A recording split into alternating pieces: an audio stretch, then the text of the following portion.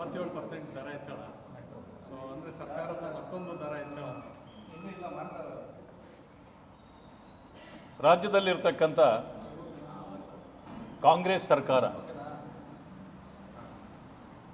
ಗ್ಯಾರಂಟಿಗಳನ್ನು ತಲೆ ಮೇಲಿಟ್ಟುಕೊಂಡು ಆ ಭಾರವನ್ನು ಇಳಿಸಿಕೊಳ್ಳಲಿಕ್ಕೆ ಆಗದೆ ಕೇವಲ ಪ್ರತಿಯೊಂದರ ದರ ಏರಿಕೆಯಲ್ಲಿ ತೊಡಗಿದೆ. ಇವತ್ತು ಮೆಟ್ರೋ ದರವನ್ನು ಕೂಡ ಏರಿಸಿದೆ. ಹಾಲಿನ ಮೇಲೆ ಏರಿಸಿ ಆಯಿತು, ಸ್ಟ್ಯಾಂಪ್ ಡ್ಯೂಟಿ ಮೇಲೆ ಹಾಕಿದ್ದಾಯಿತು, ಪೆಟ್ರೋಲ್ ಡೀಸೆಲ್ ಎಲ್ಲವನ್ನೂ ಏರಿಸಿ ಆಯಿತು, ದವಸ ಧಾನ್ಯಗಳು ಗಗನಕ್ಕೇರಿದೆ. ಇಷ್ಟೆಲ್ಲ ಆದರೂ ಕೂಡ ಈಗ ಯಾವುದಕ್ಕೆ ದರ ಏರಿಕೆ ಮಾಡಬೇಕು ಅನ್ನೋದರಲ್ಲಿ ಈಗ ಬಿಸಿ ಇದ್ದಾರೆ ಅವರು. ಯಾಕೆಂದರೆ ಇನ್ಯಾವುದು ಉಳಿದಿಲ್ಲ, ಎಲ್ಲಿಂದ ಈ ಭಾರ ಇಳಿಸ್ಕೊಳ್ಳೋದು ಅಂಥೇಳಿ ಬಹುಶಃ ಈ ಭಾರವನ್ನೇ ಬಿಸಾಕಿ ಹೋಗುವಂಥ ಪರಿಸ್ಥಿತಿ ಇದೆ.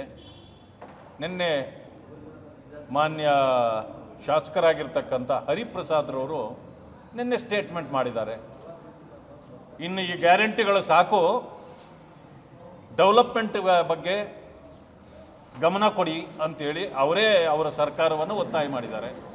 ಅಂದರೆ ಗ್ಯಾರಂಟಿಗಳಿಗೆ ಕೋಕ್ ಕೊಡ್ತಕ್ಕಂಥ ಕೆಲಸಕ್ಕೆ ಈಗ ಅವರು ಕೈ ಹಾಕ್ತಾರೆ ಅಂತಕ್ಕಂಥದ್ದು ನನಗೆ ಅನಿಸಿರ್ತಕ್ಕಂಥದ್ದು.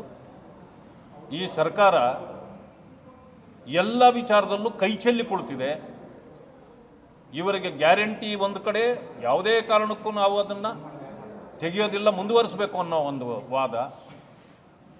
ಎರಡನೇ ಕಡೆಯಲ್ಲಿ ಬೆಲೆ ಏರಿಕೆ ಜನರ ಮೇಲೆ, ಈ ಜನರ ತಲೆ ಬೋಳಿಸ್ತಕ್ಕಂಥ ಕೆಲಸವನ್ನು ಈ ಸರ್ಕಾರ ಮಾಡ್ತಾ ಇದೆ.